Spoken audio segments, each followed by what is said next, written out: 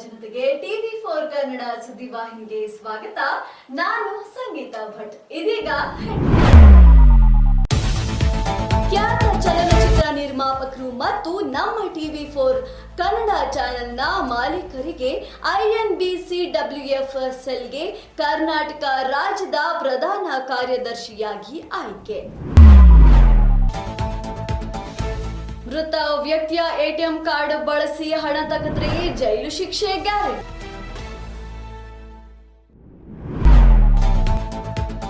ಪೊಲೀಸರು ತಮ್ಮ ಸ್ವಂತ ವಾಹನದ ಮೇಲೆ ಪೊಲೀಸ್ ಎಂದು ಬರೆಯುವಂತಿಲ್ಲ.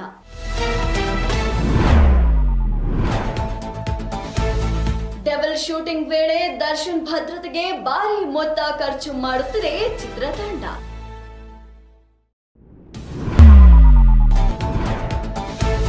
ಶಾಸಕಾಂಗ ಸಭೆಯಲ್ಲಿ ಬಿಜೆಪಿಗೆ ತಿರುಗೇಟು ನೀಡಿದ ಶಾಸಕರು.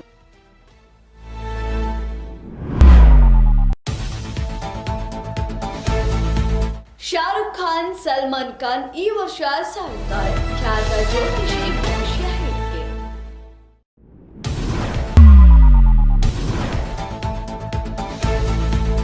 $20 ಲಕ್ಷ ರೇಷನ್ ಕಾರ್ಡ್ದಾರರಿಗೆ ಶಾಕ್ ಕೊಟ್ಟ ರಾಜ್ಯ ಸರ್ಕಾರ.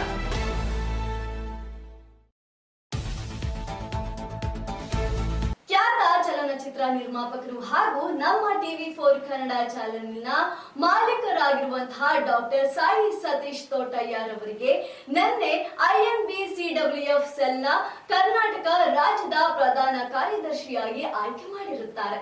ಖ್ಯಾತ ಚಲನಚಿತ್ರ ನಿರ್ಮಾಪಕರು ಮತ್ತು ನಮ್ಮ ಟಿವಿ4 ಕನ್ನಡ ಚಾನೆಲ್ನ ಮಾಲೀಕರಾದ ಡಾಕ್ಟರ್ ಸಾಯಿ ಸತೀಶ್ ತೋಟಯ್ಯರವರಿಗೆ ಕಾಂಗ್ರೆಸ್ ಪಕ್ಷದ INBCWFSL ಕರ್ನಾಟಕ ರಾಜ್ಯದ ಪ್ರಧಾನ ಕಾರ್ಯದರ್ಶಿಯಾಗಿ ಆಯ್ಕೆ ಮಾಡಿರುತ್ತಾರೆ. ಈ ಸುದ್ದಿ ತಿಳಿದು ಲಕ್ಷಾಂತರ ಜನ ಅವರಿಗೆ ಅಭಿನಂದನೆ ಸಲ್ಲಿಸಿದ್ದಾರೆ. ಕಾರ್ಮಿಕರ ಏಳಿಗೆಗೆ ಹಗಲು ರಾತ್ರಿ ಶ್ರಮಿಸುತ್ತೇನೆ ಎಂದು ಅವರು ಪಣ ತೊಟ್ಟಿದ್ದಾರೆ. ಕರ್ನಾಟಕ ರಾಜ್ಯದಲ್ಲಿರುವ ಎಲ್ಲ ಕಾರ್ಮಿಕರು ಏನೇ ಸಮಸ್ಯೆ ಎದುರಾದರೂ ಇವರನ್ನ ಸಂಪರ್ಕಿಸಬಹುದು ಎಂದು ಸ್ಪಷ್ಟನೆ ನೀಡಿದ್ದಾರೆ.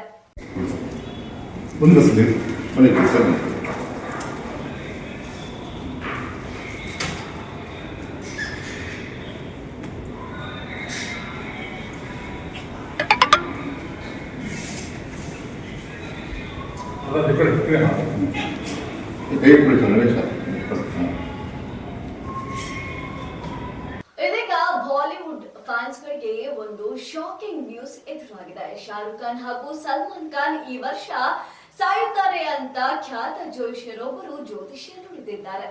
ನಟ ಸಲ್ಮಾನ್ ಖಾನ್ ಮತ್ತು ಶಾರುಖ್ ಖಾನ್ ಇಬ್ಬರು ಬಹಳ ಕಡಿಮೆ ಜೀವಿತಾವಧಿಯನ್ನ ಹೊಂದಿದ್ದಾರೆ. ಪ್ರಸ್ತುತ ಸಲ್ಮಾನ್ ಖಾನ್ ಕೆಟ್ಟ ಸಮಯವನ್ನ ಎದುರಿಸುತ್ತಿದ್ದಾರೆ. ಶಾರುಖ್ ಖಾನ್ ಚೆನ್ನಾಗಿದ್ದಾರೆ. ಆದರೆ ಮುಂದಿನ ದಿನಗಳಲ್ಲಿ ಸಲ್ಮಾನ್ ಖಾನ್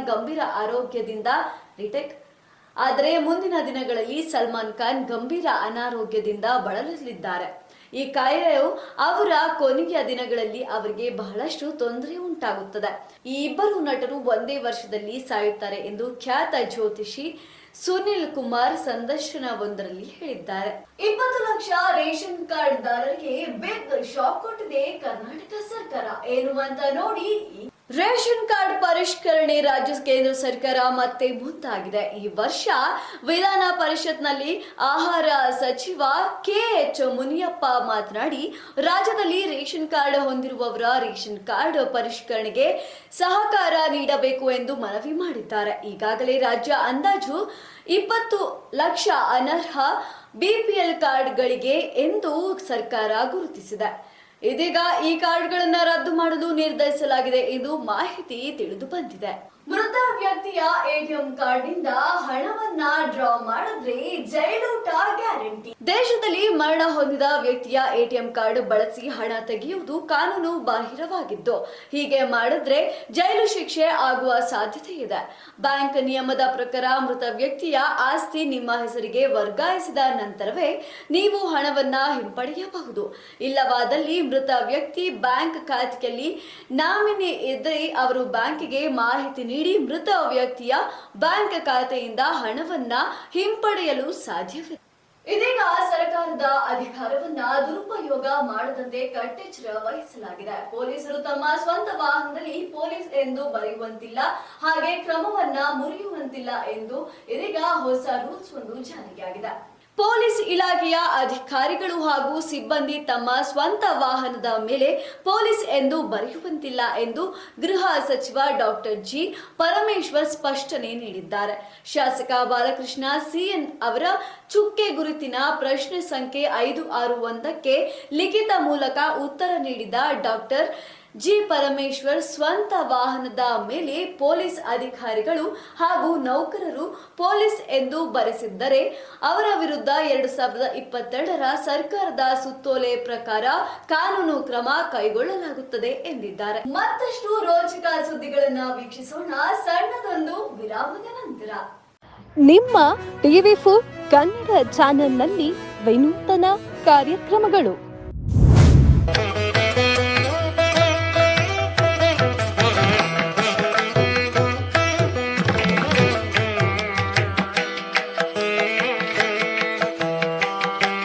ನಿಮ್ಮ ದೇವಸ್ಥಾನದ ಬಗ್ಗೆ ಸಂಪೂರ್ಣ ಮಾಹಿತಿ ನೀಡುವ ಕಾರ್ಯಕ್ರಮ ದೇಗುಲ ಮಹಿಮೆ.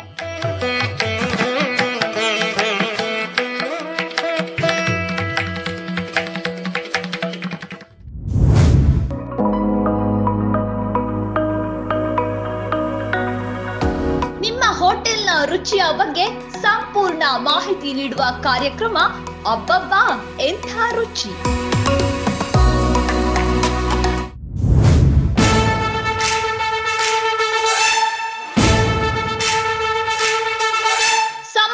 ಸೇವಕರ ಬಗ್ಗೆ ಜನತೆಗೆ ತಿಳಿಸುವ ಕಾರ್ಯಕ್ರಮ ಜನರೇ ಮೆಚ್ಚಿದ ನಾಯಕ.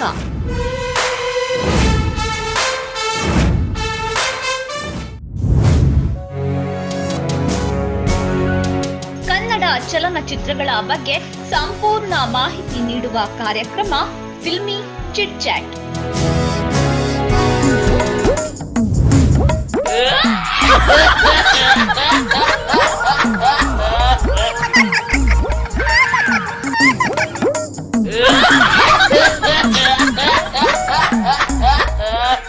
ವಿನೂತನ ವಕ್ರ ಕಾರ್ಯಕ್ರಮ ಟೋಪಿ ಲಾಲಾ.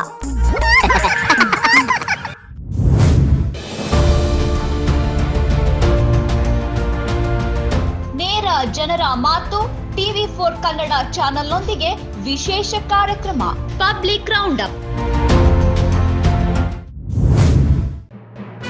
ನಿತ್ಯ ನಿಜ ನಿರಂತರ ತಾಜಾ ಸುದ್ದಿಯೊಂದಿಗೆ ನಿಮ್ಮ ಟಿವಿ4 ನ್ಯೂಸ್ ಚಾನೆಲ್.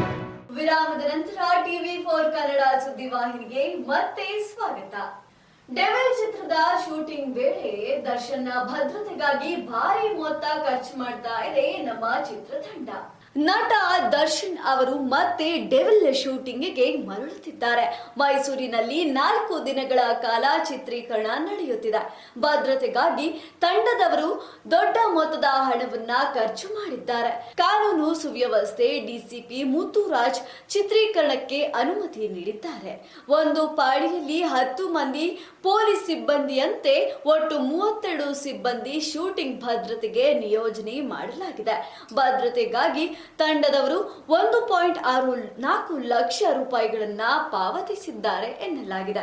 ಶಾಸಕಾಂಗ ಸಭೆಯಲ್ಲಿ ಶಾಸಕರು ತಿರುಗೇಟು ನೀಡಿದಂತಹ ಇದೀಗ ಒಂದು ಸುದ್ದಿ ಹೊರಬಂದಿದೆ. ಗುತ್ತಿಗೆ ಕಾಮಗಾರಿಯಲ್ಲಿ ಮುಸ್ಲಿಮರಿಗೆ ಮೀಸಲಾತಿ ಕಲ್ಪಿಸಿದ್ದಕ್ಕೆ ಆಕ್ರೋಶ ಹೊರಹಾಕುತ್ತಿದೆ. ಸರ್ಕಾರ ಎಸ್ಸಿ ಎಸ್ಟಿ ಹಣವನ್ನ ನುಂಗಿ ಹಾಕಿದೆ ಎಂದು ಬೀದಿ ಹೋರಾಟ ಮಾಡುತ್ತಿದೆ. ಆದರೆ ಬಿಜೆಪಿಗೆ ತಿರುಗೇಟು ನೀಡಲು ಸರ್ಕಾರ ಮುಂದಾಗಿದೆ.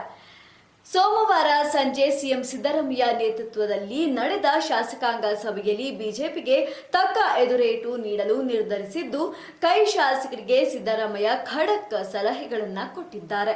ಇವೆಷ್ಟು ಇವತ್ತಿನ ಪ್ರಮುಖ ಸುದ್ದಿಗಳು. ನಿತ್ಯ ನಿಜ ನಿರಂತರ ಸುದ್ದಿ ಹಾಗೂ ಮನೋರಂಜನೆಗೆ ವೀಕ್ಷಿಸಿ ಟಿವಿ4 ಕನ್ನಡ ಸುದ್ದಿವಾಹಿನಿ. ನಾನು ಸಂಗೀತ.